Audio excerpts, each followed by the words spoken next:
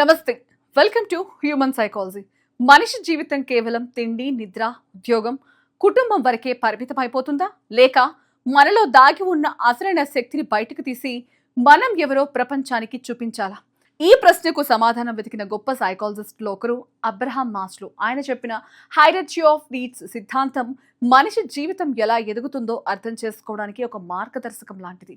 ఈ సిద్ధాంతంలో చివరి మెట్లు సెల్ఫ్ యాక్చువలైజేషన్, అంటే మనలో ఉన్న గరిష్ట సామర్థ్యాన్ని తెలుసుకుని దాన్ని పూర్తిగా ఉపయోగించడం. ఇది పర్ఫెక్ట్ గా మారిపోవడం కాదు, ఇది మనలోని నిజమైన స్వరూపాన్ని బయటకు తీసుకురావడం.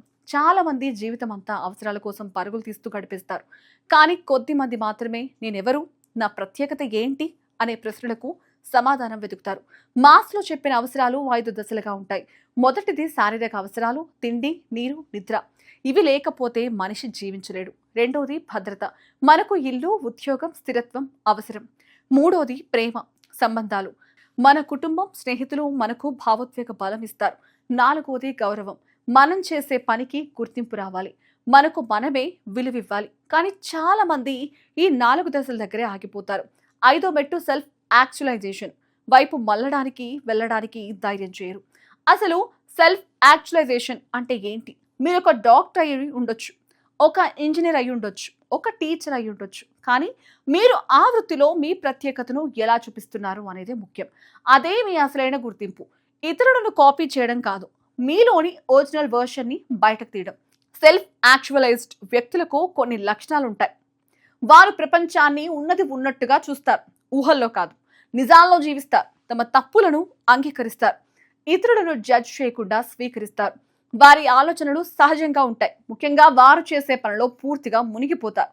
సమయం ఎలా గడిచిపోయిందో కూడా తెలియదు. దీన్నే ఫ్లో స్టేట్ అంటారు. ఇక్కడ ఒక ముఖ్యమైన విషయం అర్థం చేసుకోవాలి. మోటివేషన్ చాలాసార్లు మనల్ని తప్పుదో పట్టిస్తుంది. అతను ఇలా సాధించాడు, నువ్వు కూడా అలాగే చెయ్యి అని చెప్తుంది.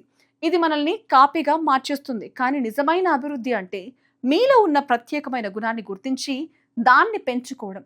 ఒక విత్తనం మామిడి చెట్టుగా మారుతుంది, మరో విత్తనం వేప చెట్టుగా మారుతుంది. రెండు గొప్పవే, కానీ ఒకటి ఇంకొకటిగా మారడానికి ప్రయత్నిస్తే అది అసాధ్యం. మీ పొటెన్షియల్ని అన్లాక్ చేయాలంటే మొదటగా మీరు సమాజంపై పెట్టిన గోడలను దాటాలి. ఇతరులు ఏమనుకుంటారు అనే భయం మన కలలను చంపేస్తుంది. చాలా మంది తమ జీవితాన్ని ఇతరుల అంచనాలకు సరిపడేలా మార్చేస్తారు. కానీ నిజంగా ఎదగాలంటే మీకు నచ్చిన దారిలో నడవాలి, మీ ఆత్మతృప్తి కోసం జీవించాలి. తర్వాత మీరు మీ జీవితానికి ఒక ఉద్దేశం నిర్మించుకోవాలి. మీకు నచ్చిన పని ఏది, ప్రపంచానికి ఉపయోగపడేది ఏది, ఈ రెండు కలిసే చోటే మీ పర్పస్ ఉంటుంది. ప్రతిరోజు చిన్న చిన్న మెరుగుదలలు చేసుకుంటూ ముందుకు వెళ్ళాలి. జపాన్లోని కైజన్ సూత్రం కూడా ఇదే చెప్తుంది. రోజుకు 1% మెరుగైతే కొంతకాలానికి మీరు పూర్తిగా మారిపోతారు. ఒక దశ తర్వాత మీకోసం మీరు మాత్రమే కాదు, ఇతరుల కోసం కూడా జీవించడం ప్రారంభిస్తారు. అదే అసలు గొప్పదనం. మీరు సంపాదించిన జ్ఞానం, అనుభవం, శక్తిని సమాజానికి ఉపయోగపడేలా మార్చినప్పుడు మాత్రమే మీరు పూర్తిగా సెల్ఫ్ యాక్చువలైజ్డ్ అవుతారు. అదే మీ వారసత్వం. ఇప్పుడు మీకు 3 ప్రశ్నలు వేసుకోవాలి. మీలో ఉన్న ప్రత్యేకమైన టాలెంట్ ఏంటి? మీరు చేసే ఏ పని మీకు సమయాన్ని మర్చిపోయేలా చేస్తోంది? మీరు చనిపోయిన తర్వాత జనం మిమ్మల్ని ఎలా గుర్తుంచుకోవాలి? ఈ ప్రశ్నలకు నిజాయితీగా సమాధానం చెప్పగలిగితే మీ ప్రయాణం మొదలైనట్టే. జీవితం ఒక పోటీ కాదు, ఇది ఒక ప్రయాణం. నిన్నటి మీకంటే ఈరోజు మీరు కొంచెం మెరుగైతే చాలు, అదే నిజమైన విజయం. ప్రతి మనిషిలో ఒక గొప్ప శక్తి దాగి ఉంటుంది. దాన్ని బయటకు తీసే బాధ్యత మనదే.